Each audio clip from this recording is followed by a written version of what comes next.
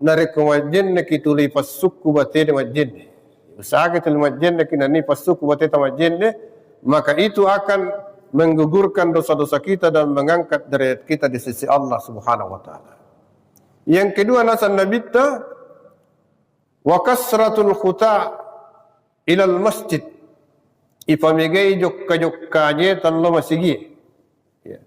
Karena pada ipahat man raha ilal masjid, ya.